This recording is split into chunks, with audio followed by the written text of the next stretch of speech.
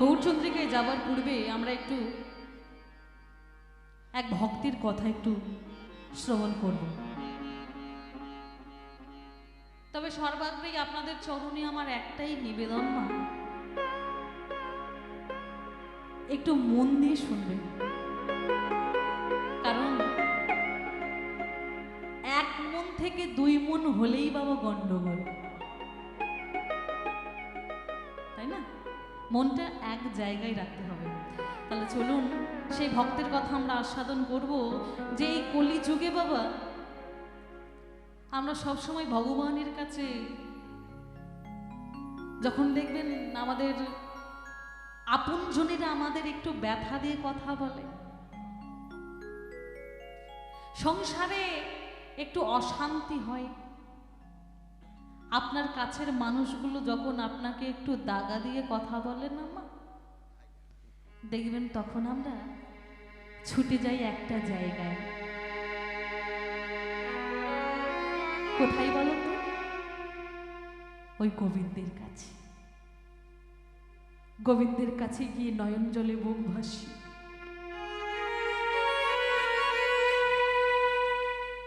নয়ন জলে বুক ভাসিয়ে আমরা একটা কথাই বলি যে ঠাকুর,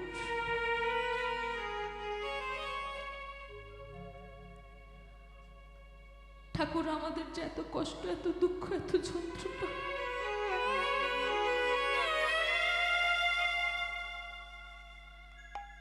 তুমি কি পারো না দয়াময় আমাদের একটু কৃপা করতে?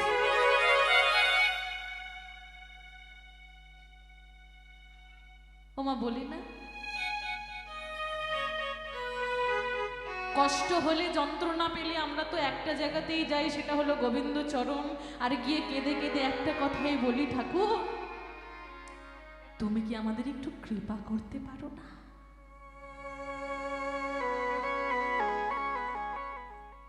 কিন্তু বাবা একটা কথা মনে রাখবেন যে ভগবানের কৃপা পাওয়া অত সহজ কথা নয়। ভগবানের কৃপা যদি এত সহজেই পাওয়া যেত মা, তাহলে কাউকে আর এত কষ্ট করতে হতো।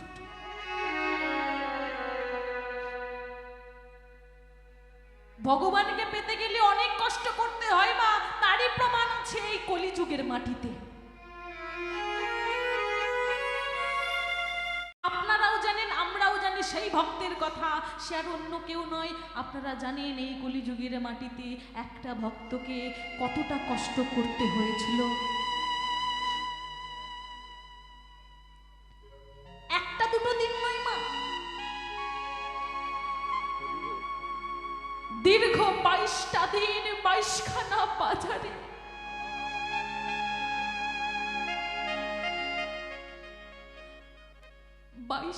বাজারে তাকে বেতের আঘাত করা হয়েছে।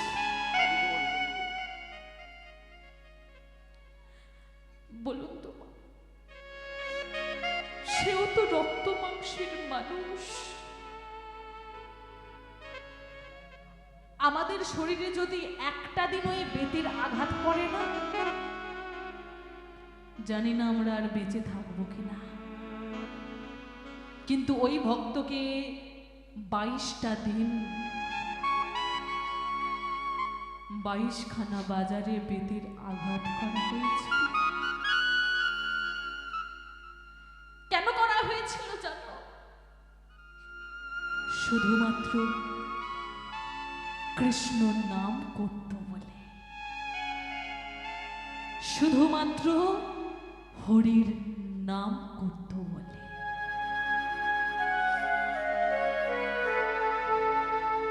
বলুন তো মা, কে সেই ভক্ত? জানেন বাবা কে সেই ভক্ত? কেউ জানেন না? হরিদাস।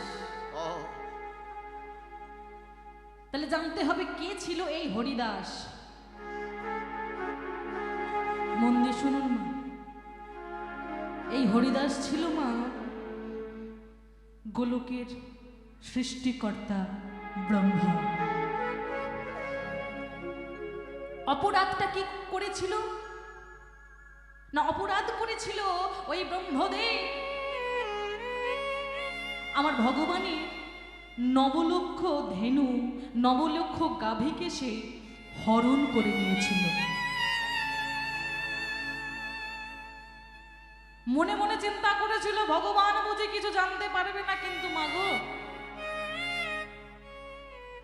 সবার চোখে ফাঁকি দেওয়া যায়, কিন্তু ভগবানের চোখে কখনো ফাঁকি দেওয়া যায় না। একটা কথা জানবেন, চালাকি করে কখনো গোবিন্দ চরণ পাওয়া যায় না। ওমা, কেউ অপরাধ নেবেন না, আমাদের কিন্তু অনেকের হৃদয়ে মাঝেই আছে অহংকার। আরে আমি মাস্টার, আমি ডাক্তার, আমি প্রফেসর, আমি ইঞ্জিনিয়ার, হ্যাঁ? আরে আমি ওই পার্টিতে বসে কীর্তন শুনবো? আমার টাকা আছে, পয়সা আছে, আমি বাড়িতে কীর্তন করাবো। আমার টাকা আছে, আমার পয়সা আছে, আমি বাড়িতে হরি সভা করাবো।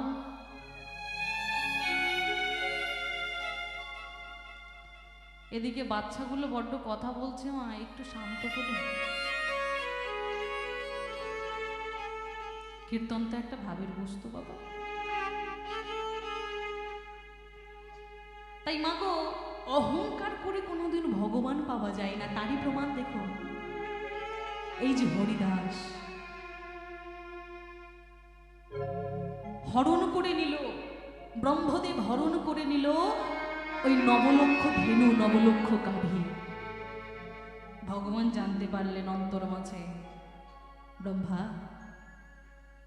তুমি আমার নবলক্ষ গাভীকে হরণ করে নিয়েছ।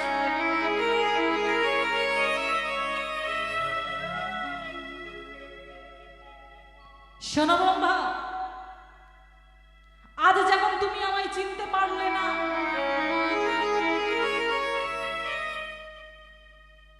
এই অপরাধের জন্য, এই কুকর্মের জন্য তোমায় আমি অভিশাপ দিলাম।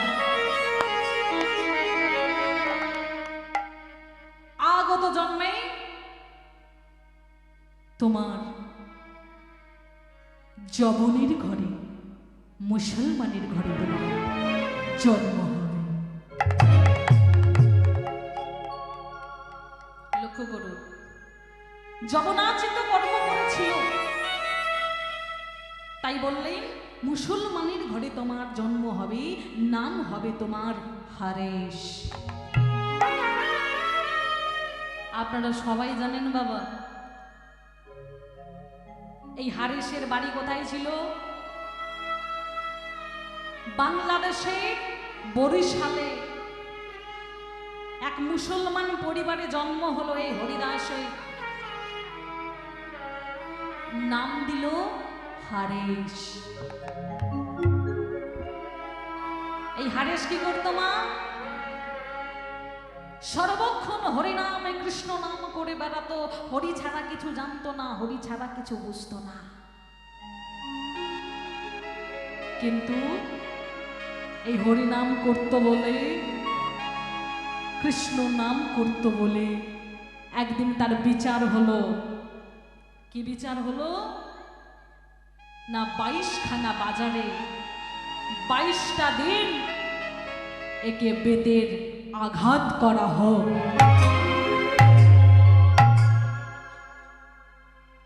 তাই হলো, 22খানা দিন বেতের আঘাত শুরু হলো। এক সময় এই অত্যাচার এতটা চরম পর্যায়ে পৌঁছে গেল, হরিদাসে ওই রক্ত মাংসগুলো ঝরে ঝরে পড়তে শুরু করল। রক্তে লাল হয়ে গেল সর্বদেহ।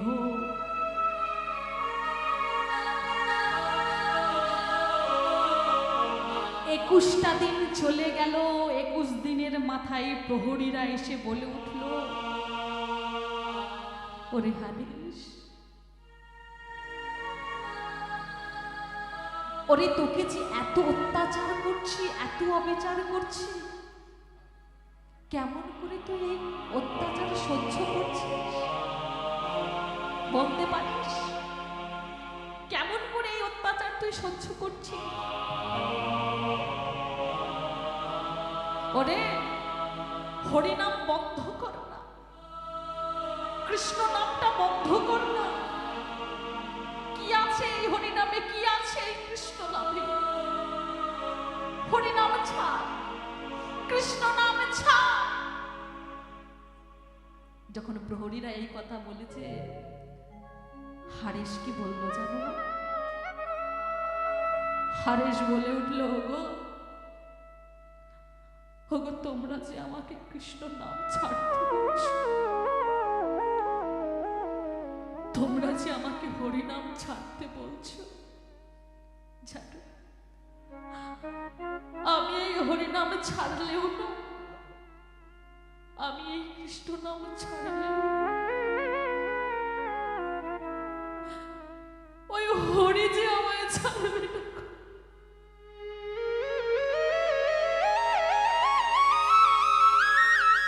আমি এই কৃষ্ণ নাম ছাড়লে ওই কৃষ্ণ যে আমাকে ছাড়তে চায় না।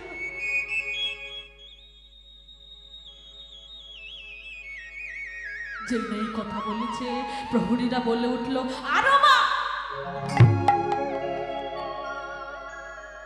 আরো মার। শুরু হলো আরো অত্যাচার। 22 দিনের মাথায় প্রহরীরা এসে বলে উঠল, হ্যারে হারে, জানি না বাবা তোর দেহখানা কি দিয়ে তৈরি হয়েছে,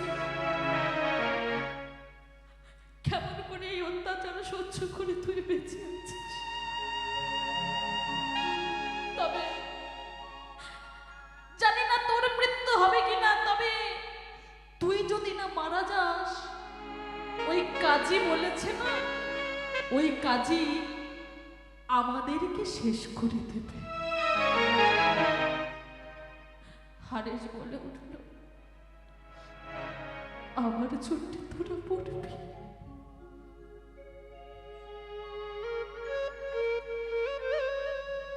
না রে,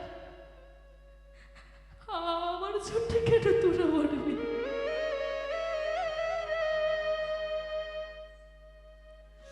আমার চোটে কেন তোরা মরবি?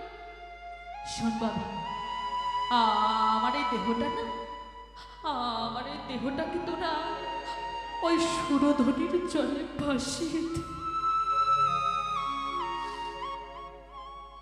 আর ওই কাজীকে গিয়ে বল আমি মরে গেছি।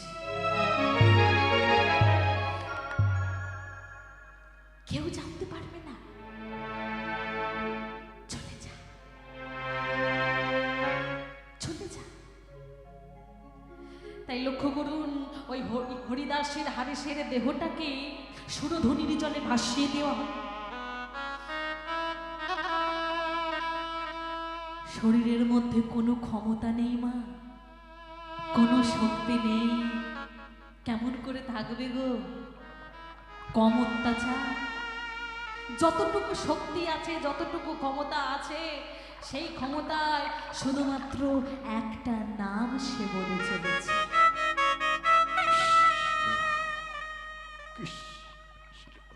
ক্ষমতা নেই। ভাসতে ভাসতে চলেছে, সমগ্র দেহে রক্তে লাল হয়ে গেছে সুরধনির চোখ।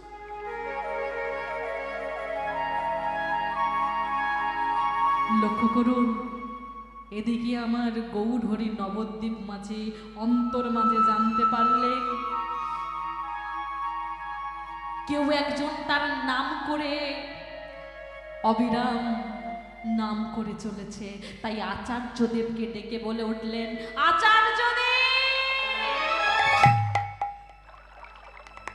আচার্যদেব কোথায় আপনি? যান না আচার্যদেব, একবার যান না। জানি না কে যেন আমার নাম করে চলেছে অবিরাম, আমি আর সইতে পারছি না, একবার যান না আচার্যদেব।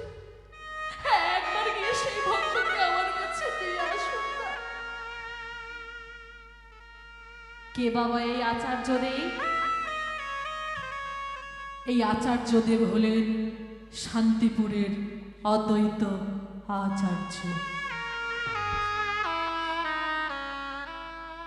ছুটে গেলেন আচার্যদেব, গিয়ে দেখলেন সত্যিই তো একটা দেহ একজন ভাসতে ভাসতে আসছে, কোনো ক্ষমতা নেই তার, শরীরের রক্ত চামড়াগুলো যেন খুশি খুশি পড়ছে, শুধু যতটুকু শক্তি আছে সেই শক্তি দিয়ে নাম করছে। আচার্যদেব কি করলেন মা? লক্ষ্য করুন, তাড়াতাড়ি করে সেই দেহটা ওরে ওরে খেতুই খেতুই কারা তোকে এমন করে মেরেছে, তোর যে চামড়াগুলো খুশি খুশি পড়ছে। হাতে করে তুলে নিলেন, বক্ষ মাঝে তুলে নিয়ে এলেন কোথায়? গৌরহরির কাছে। যেই ঘরে গৌরহরি ছিলেন সেই ঘরের মধ্যে প্রবেশ করিয়ে শয়ন করিয়ে দিলেন। লক্ষ্য করুন, গৌরহরি আমার কি করলেন? আচার্যদেবকে ঘর থেকে বাইরে বার করে দিয়ে দরজাখানা বন্ধ করে দিল। দরজাখানা বন্ধ করে দিয়ে ওই হারেসের সম্মুখে গিয়ে বলে উঠল, হারেস হারেস হারেস, দেখ বাবা, একবারে নয়ন মেলে দিই।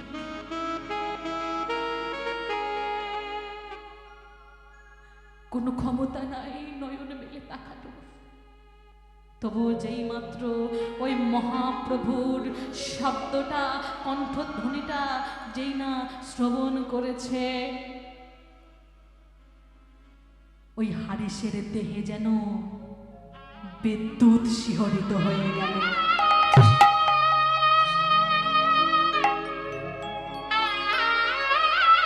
নয়ন দুটো উন্মোচন করে বলে উঠল,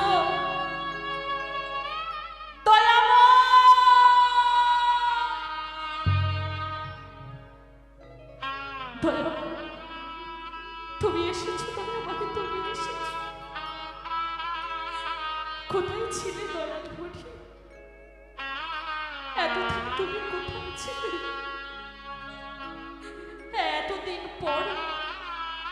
এতদিন পর তোমার আমার কথা মনে পড়েছে প্রভু।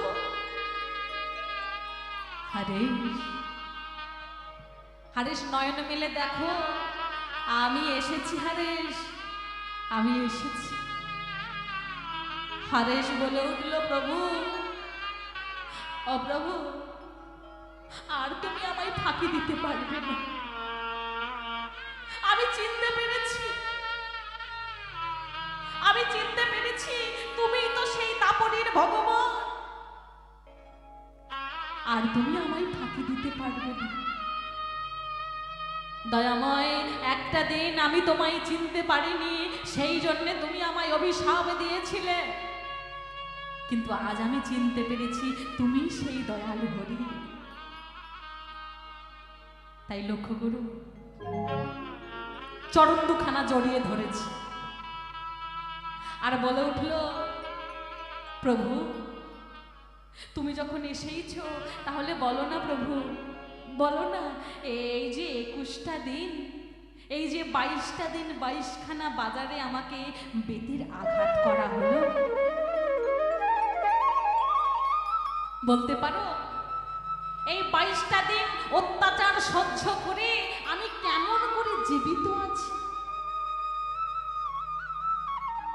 আমি তো মরেও যেতে পারতাম, কেমন করে আমি জীবিত আছি বলতে পারো? লক্ষ্য করুন, যেই না এই কথা বলেছে না, গৌরহরি কিন্তু বুঝতে পেরেছে যে হারেস কি বলতে চাইছে। তাই কি করলো জানো মা গৌরহরি? গৌরহরি আমার কি করেছে?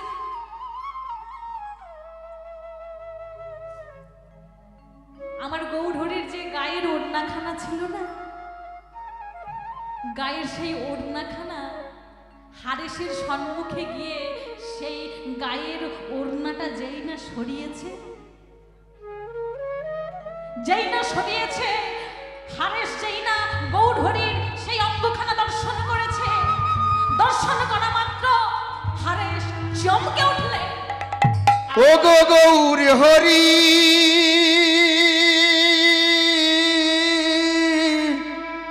গৌরহরি এই কি তো মার লীলা, এই কি তোমার খেলায় গো প্রভু। হারেস কি দেখলো জানো মা? হারেস দেখলো গৌরহরির দেহে, গৌরহরির সমগ্র দেহে শুধু বেতের আঘাত, শত শত বেতের আঘাত, রক্ত মাংসগুলো ঝরে ঝরে পড়ছে। নয়ন পানে নয়ন দিয়ে চরণ দুটোকে জড়িয়ে ধরে বলে উঠল, দয়াময়,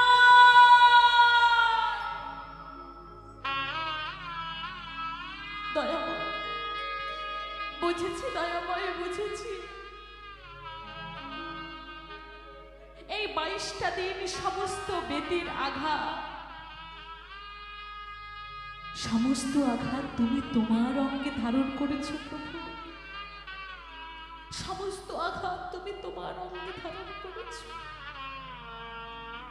ওরে করবো না, করবো না, ওরে ওরা যে তোকে মারেনি রে, ওরা যে মেরেছে তোর বদনের ওই নামটাকে, আর ওই নামটা যে স্বয়ং আমি, তাই তো ওই আঘাত আমাকে সহ্য করতেই হতো। দেখুন মা, ভক্ত কাকে বলে? বাবা কি লীলা করলাম, কি পালা করলাম সেটা বড় কথা নয় গো। কীর্তন কাকে বলে জানেন? ভগবান, ভক্ত আর ভক্তি, এই তিনটি জিনিস নিয়ে হলো কীর্তন। আজ মহাপ্রভু আমার ওই হরিদাসের দেহের সমস্ত বেতের আঘাত নিজ অঙ্গে ধারণ করলেন। তাই হারিসকে বলে উঠল, ওরে হারিস, তুই আজকে আমার নামকে আশ্রয় করেছিস, আমার নাম করে আজ তুই এত আঘাত সহ্য করেছিস, তাই আজ থেকে তোর নাম আর হারিস থাকবে না। আজ থেকে তোর আমি নাম দিলাম, আজ থেকে তোর নাম হলো নামাচার্য হরিদাস। দেখুন মা, হরিদাস এবারে কি করলে? মহাপ্রভুর চরণটাকে জড়িয়ে ধরে বলল, প্রভু এতটা যখন কৃপা করেছ, তোমার কৃপাতেই তো আমি আমার জীবনখানা ফিরে পেলাম, তাই আরেকটু কৃপা করো প্রভু। ও প্রভু, আরেকটু কৃপা করো, যেদিন আমি মারা যাব, যেদিন আমার এই দেহ থেকে প্রাণ পাখিটা চলে যাবে, দয়াময় কৃপা করো যেন তোমার কোলে মাথাটা রেখে আমার মৃত্যুটা হয়। মহাপ্রভু কথা দিলেন, ঠিক আছে তাই হবে।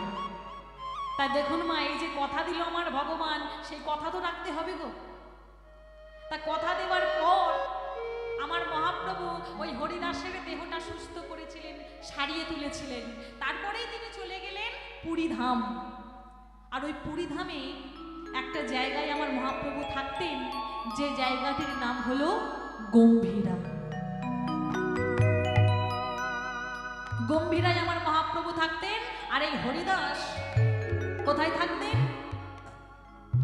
আপনারা যারা যারা পুরী ধামে গেছেন, ওমা আমরা সবাই পুরী ধামে বেড়াতে যাই বাবা, হরি বল। কি গো মা, কেন যাই জানেন? সমুদ্রের ঢেউ খেতে। হরি বল, হরি বল। বলে আমরাও পুরী ধামে যাই সমুদ্রে স্নান করতে, কিন্তু না মা, পুরী ধামে যারা যারা গেছেন বা যাবেন অবশ্যই একটি জায়গা ঘুরে আসবেন, সেটা হলো হরিদাসের সমাধি, সেই যে সিদ্ধ বকুল তল। ওই দেখ দেখ দেখ, বড় বড় ঢেউ এসে। ঘুরে আসবেন মা। তা দেখুন শেষ সময়টা কি হলো, দেখুন শেষ সময় যে কথা দিয়েছিল না, তাই শেষ সময়টা কি হলো? ঠিক যেই দিন হরিদাস দেহ রাখবে, ঠিক সেই দিনের ঘটনা মা, ছোট করে বলবো। ঠিক সেই দিন মহাপ্রভু আমার সেই দিন তাড়াতাড়ি ঘুম থেকে উঠে গেছে। ভগবান তো প্রত্যেক দিনই তাড়াতাড়ি উঠতেন, ব্রহ্ম মুহূর্তে উঠতেন, কিন্তু সেই দিন তারও আগে আমার মহাপ্রভু উঠে পড়েছে। কেন উঠেছে? না মনে মনে চিন্তা করছে, সবাইকে পার্শ্বদ মধ্যে ডেকে ডেকে বলছে, ওরে ওরে জানিস আজ না, আজ আমার মন ভালো নেই। কেন প্রভু, তোমার মন ভালো নেই কেন? জানি না, জানি না কেন যেন মনে হচ্ছে আজ যেন কেউ আমাকে ছেড়ে চলে যাবে। সবাই বলে উঠলো, ও প্রভু, কে তোমাকে ছেড়ে চলে যাবে? তুমি তো ভগবান, তোমাকে আবার কে ছেড়ে চলে যাবে? না না না না না, আমি জানি না কেন আমার মনে হচ্ছে কেউ আমাকে ছেড়ে চলে যাবে, আজ আমার মন ভালো নেই। বাবা, সে তো ভগবান গো, অন্তর্যামী ঠিক বুঝে গেছে আজই তো হরিদাসের শেষ দিন। তাই চিন্তা করলো, আরে শোন, আমি এক কাজ করি, আমি একটু হরিদাসের কাছে গিয়ে নাম শুনে আসি। যাও প্রভু, তুমি একটু নাম শুনে এসো। হরিদাসের কাছে যেই না গেছে, হরিদাস তাড়াতাড়ি করে একটি আসন পেতে দিয়েছে। দয়াময়, ও দয়াময়, তুমি এসেছো? এসো দয়াময়, এসো। আসনটা পেতে দিয়েছে। মহাপ্রভু কি আসনে বসেছে, আসনে বসে ওই হরিদাসকে কাছে ডাকছে, হরিদাস, ও হরিদাস, হরিদাস। হরিদাস বলছে, কি হয়েছে প্রভু? হরিদাস,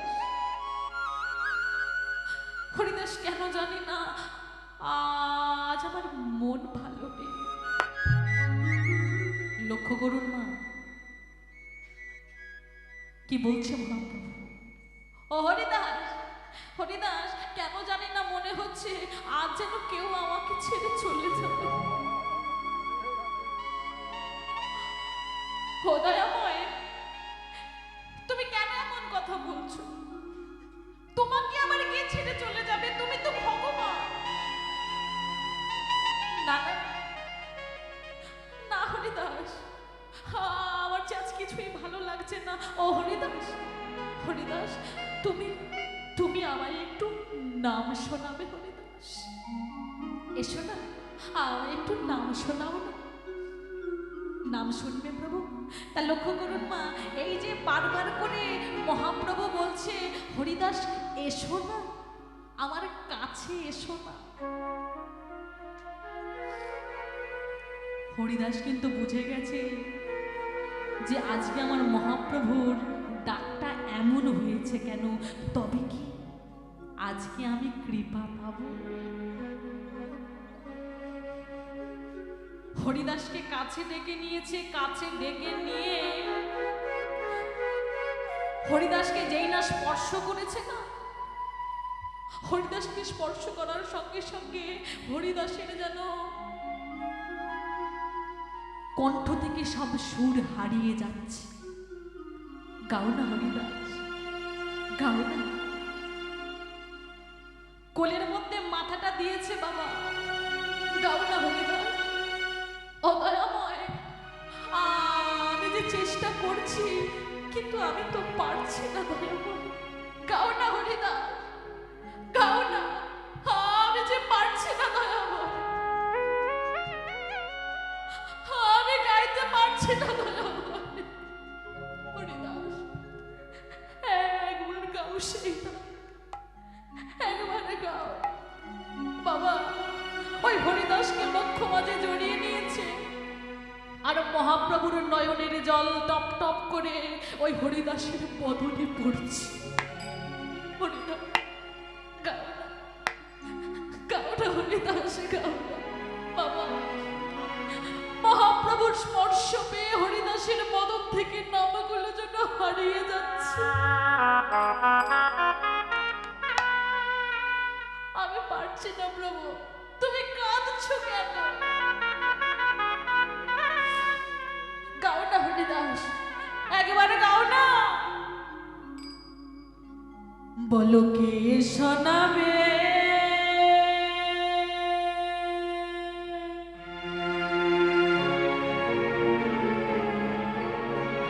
হরিদাস মধুরে হরিনা,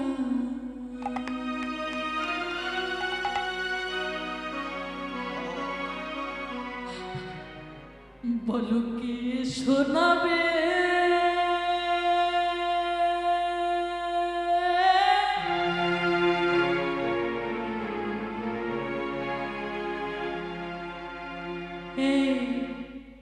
কৃষ্ণ।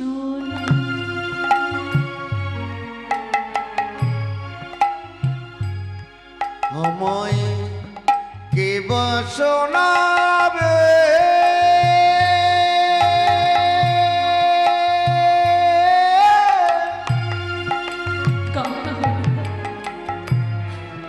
এই হরিনা,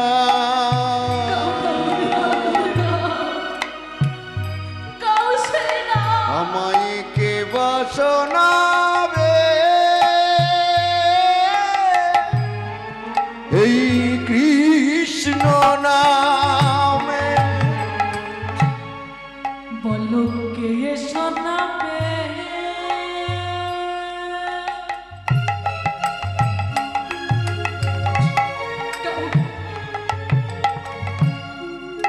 এই হরিনা।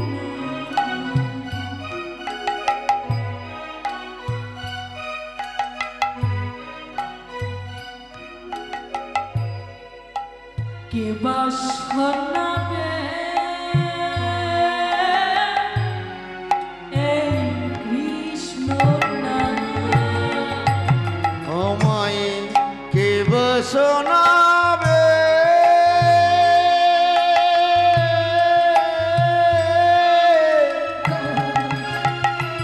হরিদাসকে বক্ষ মাঝে জড়িয়ে দিয়েছে।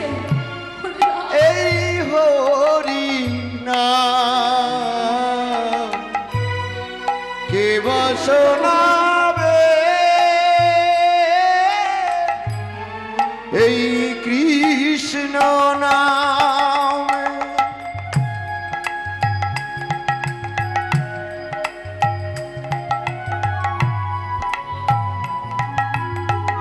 নিতাই গৌর প্রেমানন্দে হরি হরি বল, হরি বল।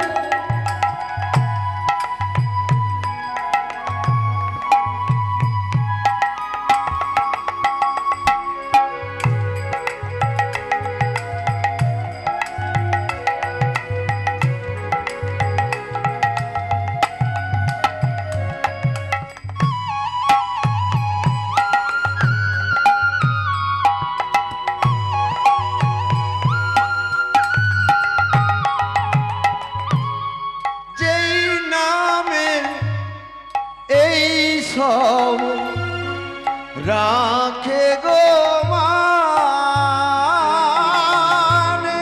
যেই না আমার প্রাণের প্রাণ, আর যেই নাম আমার প্রাণের প্রাণ, ভক্তরা সেই নামে রাখে গো মা। এই ভক্তরা সেই নামে রাখে গো মা। ভক্তেরা সেই নামে রাখে গো মা। এই ভক্তরা এই নামে রাখে গো মা।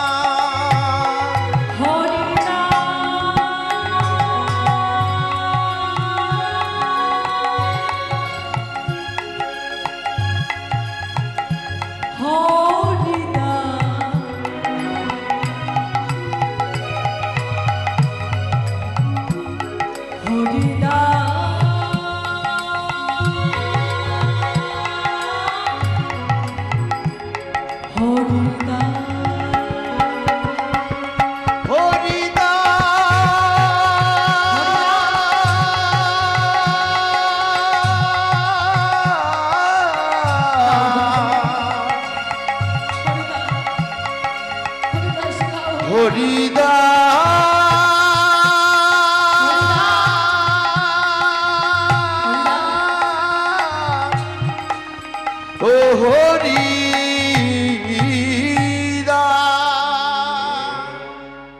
হরিদাস, হরিদাস, হরিদাস, হরিদাস,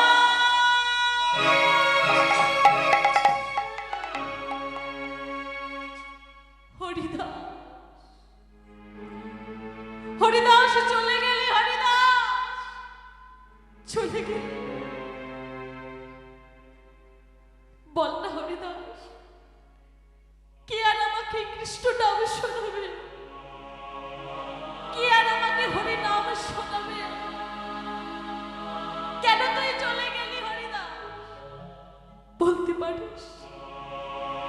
বলতে পারিস কে আমাকে কৃষ্ণ নাম শোনাবে? কে আমাকে হরি নাম শোনাবে? হে ভক্তমণ্ডলী, ভক্তিমতী গৌরহরি বুঝতে পারল যে হরিদাস সেই মহাপ্রভুর কোলের মধ্যেই তার শেষ নিঃশ্বাস ত্যাগ করলেন।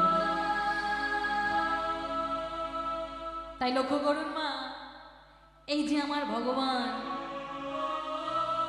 আমি প্রথমেই বলেছিলাম যে ভগবানের কৃপা পাওয়াও তো সহজ নয়। বলেছিল আমার ভগবান যে আমি তোমায় কৃপা করব, তাই করলো মা। তাই বাবা, আপনারা অনেকেই পুরীধামে যান বেড়াতে, কিন্তু না, যারা যাবেন তারা একবার দেখে আসবেন সেই সিদ্ধ মুকুলতল, সেই হরিদাসের সমাধি। তাই হে ভক্তমণ্ডলী, ভক্তিমতী মায়েরা, আমার ভগবান এই কলিযুগে বাবা, আমরা জানি না যে আমরা যখন চলে যাব, জানি না আমরা একটু বদনে জল পাবো কিনা, জানি না। কিন্তু লক্ষ্য করুন, এই যে হরিদাস, সে তার শেষ সময়ে কিন্তু মহাপ্রভুর নয়নের অশ্রুটা তার বদনে পেয়েছিল। হ্যাঁ গো মা, এর থেকে বড় পাওয়া আর কি হতে পারে মা? এর থেকে বড় পাওয়া আর কিছু হতে পারে না। তাই চলুন, আজ এখানেই আমার মহাপ্রভু হরিদাসকে কৃপা করলেন। ভক্ত হতে হবে, এই ভক্ত হতে হবে, একেই বলে প্রকৃত ভক্ত।